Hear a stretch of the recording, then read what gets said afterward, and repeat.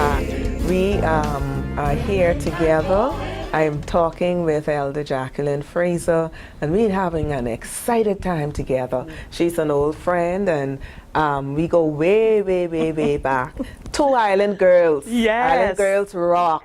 Yes. And so we are excited to be here together. Elder Jackie, who's that one woman who has influenced you the most, who's had a significant impact in your life? I want you to talk about that woman and say how she has impacted your life and influenced you to be who you are today. Dr. Judy, most persons look for celebrities or well-known persons as their person, that's the person who influenced them the most. The woman who has done that is no celebrity. She's a celebrity in my book, but that's my mother, Dolores Orally Sawyer Ferguson. Yeah. She's 81 years old. Will be 82 if God spares her life in October. But she has been the strongest influence in my life. She is the epitome of a God-fearing woman, you know. As I said, we grew up on the island. She had 5 children, but she gave of herself to just not only her children. She has been she was an educator for 45 years, 45 years plus. So she have a lot of children out there who she has mothered, and many of them, they rise up and call her blessed as we have, you know. We always we're told about how she started the lunch program in Columbus Primary when she was there, because again, I guess that's where I get my compassion from and all that, because she was always concerned about persons not having food, and she always wanted to give, even in the neighborhood, you know. She would always cook and give and make pancakes, penny cake, peanut cake. She always was on the giving end. And she has impacted me so much because she has been through changes and stuff in her life, you know, and she showed me how to be a godly wife, a godly mother, you know. She really instilled these qualities in me, and I would put above any celebrity. Yes. You know, she has always been there for all of my siblings. She's always it's only in the past couple of years now that dementia has set in, that you know, she's not able to do, and that is difficult for her because she's always been the person going and giving and serving yes, usher, right? No, she was in the choir, and then in her latter years, well, even when she went, because she went when Zion Yamacraw was started. She became their choir director. So she directed the choir for 18 years. And so she always served in church, you know, even when before she was in leadership position, because she is also a deacon, she always served. She's not always want to be pushing in the front or whatever, but I just admire her, and even now in her twilight years, as she's unable to do as she used to, she would always say thank you and be so grateful. But we say, Mom, you did. You know, this is not a duty of ours. We have to, I mean, it's not we doing it because, oh, this is my so grateful. Yes. My mom was like that. My parents are like that. You got to say a little bit about your dad too. Because I know your dad. Right. But that is one thing I so appreciate with my parents. You know, the things that you were saying really resonate with me, because they're always so grateful. They've never been the kind of parents who felt, okay, you all are obligated. And because of that, you want to do so much more. So much. Awesome. Yeah, she's always, you know, even in her state, the state that she's in, she's always will say, thank you, baby, you know, and always blessing you, and, you know. But we say, Mommy, you did so much. We wish we could do more. I wish I could walk for you, because right now she can't walk. I wish I can literally put my legs in your body and walk for you, because you did so much, you know, and I ain't going to talk about that without trying to cry, but she has been such an impact on all of our lives, you know. Again, growing up on the island, and when we came to Nassau, they transferred my dad back to Long Island, because we were in Long Island for 5.5 years. Went to Eleuthera for a year. He was a teacher. He was a teacher also too, but then he became what they call a district education officer. Okay. Yes, he was a teacher because just a few weeks ago, I think you may have seen on Facebook, they named the high school in Crooked Island after him. Yes, the Admiral Ferguson High School, because he was the first principal of that high school. As a matter of fact, he was the first, that was the first central high school that they tried on the islands. It was a pilot school, or it was a test, and they said had that work, then they would open up other central schools on different islands. Yeah, so it was a success, thank God. And so other schools, other central schools which were started. And so they named, because he was the first principal and he started it, so the school was just renamed after him a few weeks ago. Right, awesome. Yeah, and so my mom, when my dad was transferred, because we're from Crooked Island and Acklands. He's from Crooked Island, she's from Acklands. So the children were born between the two of those islands. And then we went to Long Island and Eleuthera, as I said. And so when they transferred him back to Long Island, Mom stayed here with the 5 of us going to high school. And so you know what it is to have 5 teenage children and all that. And she just kept going, and she took care of us. And, you know, Dad did his part, as I said, because he wasn't here, but he made sure all our needs were met. I told people, but when I look at it, I didn't realize that we really didn't have that much. But to us, it was like we were the like we were the richest people in the world. You know, that's how comfortable they both made made their family to be, and I thank God for both of them. But because you were asking me about the influential woman, I know. But Mom too. You know, as I said, she. Just the way she lived, she called family altar, she taught us how to pray, you know, she showed me, you know, I think by watching her and what she's instilled in me has also helped me to have the positive attitude that I've had and to endure all that I have endured because of the way she lived. You know. Strong and, you know, godly principles. You talk about how she gave and she took care of persons who were less fortunate. That's what my mom did. That's what my parents did. My mother has always been a stay-at-home mom. That's what my parents decided when they got married, that she would stay home. So she never went out to work. She was always at home, but she was always a giver. You know, and our stories are so much alike in terms of how we watch our mothers give and do and what they've taught us and all of that. And I long to see that happening with this, with our generation doing it for the children, and then the generations coming behind us. You know, really impacting the lives. You don't have to wait until they go to the school. You don't have to wait for a teacher to do it. You don't have to wait for the church to do it. We can make an impact on our children. And I know you have 2 beautiful daughters, and I see how, you know, they've been raised, and every time you see them, they're so loving and you know, I believe that is what we should do. A mother really should play a big part in the lives of children, and how you know, what we do, how we impact. Even though we know that from the biblical standpoint, the father really has the responsibility. But I think in the society that we live in, as mothers who know what to do, godly mothers, we really have a responsibility to do as much as we can, so that we can raise our children with those principles and morals and values. It hurts me, you know, when I see what's happening in our society. Because I think if we put more into our children as parents, then we really won't have as much as what we have out there. For sure, that's for sure. And see, my mom basically grew up with us as children. She got married at the age of 23, which was late in those days. But by the time she was in her early 30s, she had all her children. So we kind of grew up together. And when I say grew up together, she was still young. She didn't, you know, we didn't disrespect her or think we were on the same level. But with her growing up with us, she was able to participate with us and being a teacher teacher, so she'll be home when all of us are home at the same time. So when it came to playing hopscotch or skipping rope, she was there with us, you know, and so even that gave us a bond, you know, that has really established good family values. That is awesome. That is really, really awesome.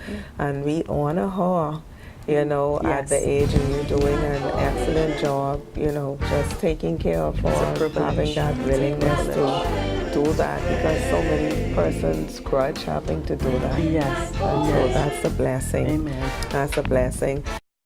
Introducing 6 super book titles by Dr. Judy L. McIntosh-Smith. Born to win, bringing out the champion in you. Exceptional You, refusing to accept a life of average. Revealing the princess within, the must-have growth book for teen girls. Winning in Life for Women, Nuggets for Success. Winning in Life for Women, prayers for success. And now, just hot off the press, the twin books pack, Kingdom Divas and the Kingdom Divas Workbook. For more information, contact Ms. Chantel Bernadine, WILTV at 362-1357. And you are a mother to 2 beautiful young ladies. We can't call them girls.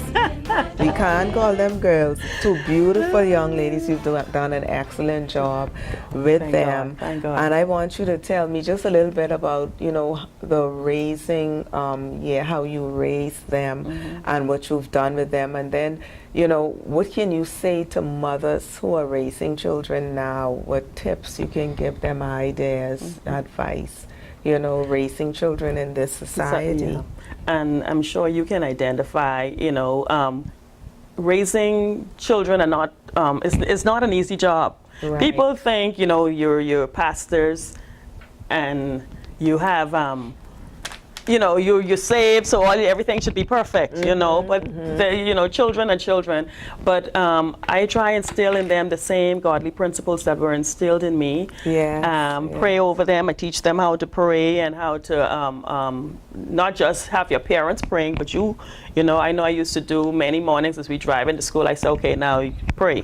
Each one of you pray, you know. I'm going to pray over you, but I want you to pray too. Exactly. So I've instilled in them what was instilled in me, you know. I had to learn too that the 2 of them are different. Yes. I can't say, why don't you do this like Randia, why don't you do what Rianne did, or vice versa. I find that they are completely different, so I have to embrace their differences and know how to deal with them with the differences. So what has been instilled in me from my mother or parents is what I'm trying, you know. Of course, they would say to you, well, Mommy, that was back in your time, you know, certain things.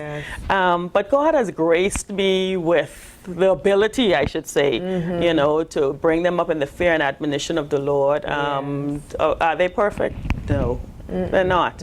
But then I stand on the word of God. If I train a child in the way that they should go, when they're old, they'll not depart from it. And I'm seeing the fruits from it. As I shared earlier, they were able to encourage me when I needed the encouragement because of what was instilled in them. Yes. Awesome. And as you said, to mothers, I would say to them, you know, as I said, don't try to compare them with other children in the house, or even, you know, because sometimes we want our children to be A students or whatever and compare them with others, and your child may not have that. So I would advise them to make sure that your children, know them individually and deal with them accordingly. But of course, instill godly principles in them. Absolutely. And Ray, as we close, what legacy would you like to leave for persons behind? I would like to say to other women, trust God.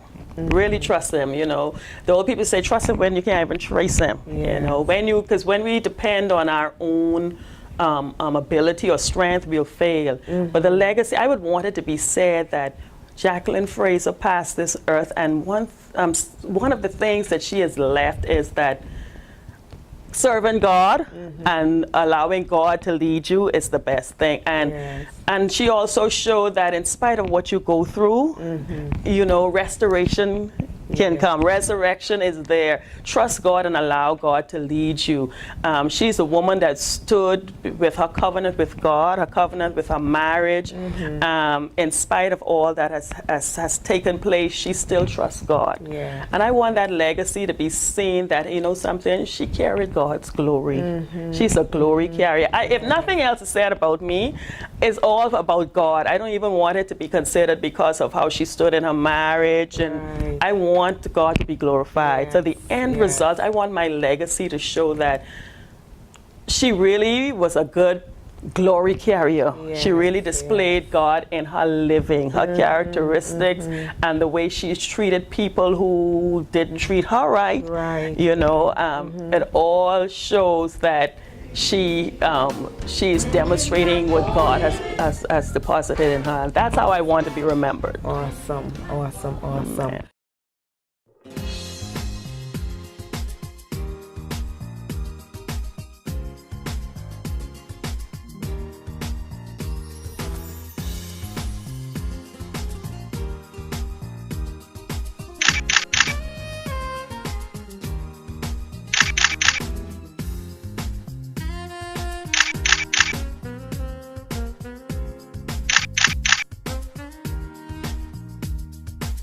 Like the Proverbs 31 woman, co-pastor, Dr. Judy, Pastor Jay, whatever you call her, is a godly example to women, not only in Southside, but wherever she goes.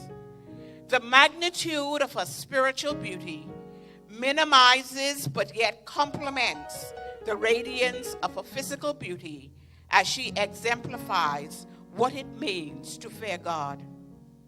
I thank you, Pastor Jay, on behalf of the many women whose lives you have impacted and will continue to impact, for the unselfish and untiring sacrifices you have made and continue to make to ensure that the work and will of God is continuously realized in this ministry, in ministries you have been privileged to be used in, both locally and internationally, and now the Winning in Life for Women Network. Come on, sing it. And I will bless the Lord. I will bless the Lord, oh my soul. Somebody lift your voice and oh, that is within me. Bless His. Oh, somebody lift your voice and say, lift your voice. We give you glory, Jesus. We give you all the praise. Lift your voice and say, and I will bless the Lord. Somebody bless the Lord. Oh my, say, oh my soul, and all that is within me is within me. Bless His. Oh, the name of the Lord is worthy, yes it is. We worship you, Jesus. We worship you. We worship you. We bless your name.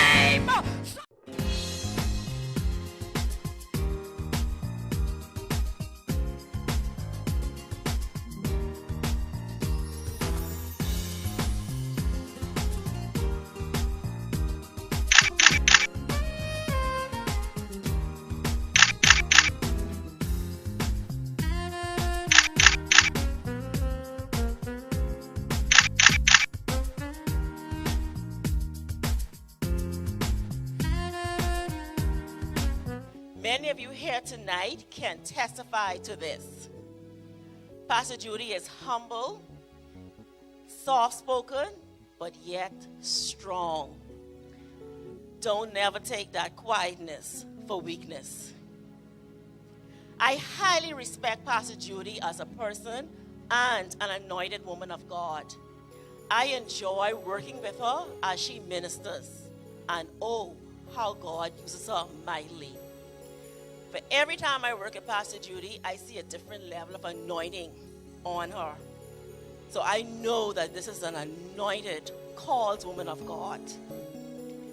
I am grateful for this blessed opportunity because, folks, let me tell you something. This is a blessed opportunity to work along with Pastor Judy. This woman of God is gifted in many areas. We know that she is a preacher, a prophetess, a mentor, an author, and like Elder Munning said, a CEO. She has many gifts in her. So I am truly, truly happy for Pastor Judy as she celebrates this momentous occasion. As a friend, Judy is always willing to give, whether it's an advice, her time, her treasure, or simply just a gift. There's nothing that is too good for this lady to give or share with me. Our friendship is so strong, and this is a direct result of her husband, my good brother, Pastor Clifford. My good brother, Pastor Clifford, and my dear husband allowing us to share this bond. Some days, Judy and I would talk for extremely long period, whether it's face-to-face or by telephone, and our hobbies will not complain. One of the attributes that keep us so connected is that we concentrate on positive things and never allow others to consume our time with idle talk. Whenever any of us have a situation, whether it is good or bad, going on with us, we know that the other one is just a drive or call away. I know my friend so well, I can figure her out as to when she wants to be bothered or whether she just needs some quiet time. My friend has so much unique qualities. She knows how to motivate others, and I am the recipient of this so many times. Excellence is engraved in her life. As a friend, I have watched, appreciate, and admire her spirit of excellence. She lives her life by doing everything with a level of professionalism and excellence. My best friend will never give anyone something less than they deserve.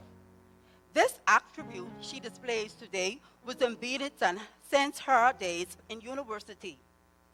Excellence is a part of her daily living.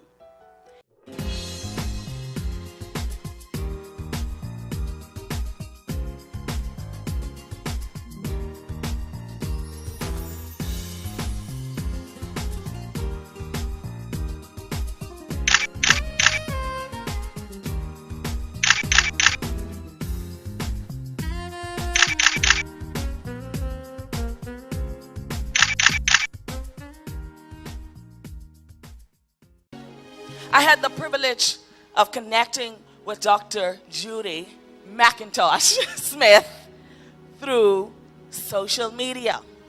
So I don't know if anybody in here have a problem with Facebook. I thank God tonight for Facebook. Because if it had not been for Facebook, then I would have never been able at this point in time to connect with this woman. I remember a few years ago, she gave me a personal word. She inboxed me and gave me a personal word that really shifted my life and helped me to come into a full and complete understanding of who I was in the kingdom of God. And then it's very difficult for you to find people who will honor and recognize the value and the significance and the contribution that you bring to the earth and not be intimidated by it.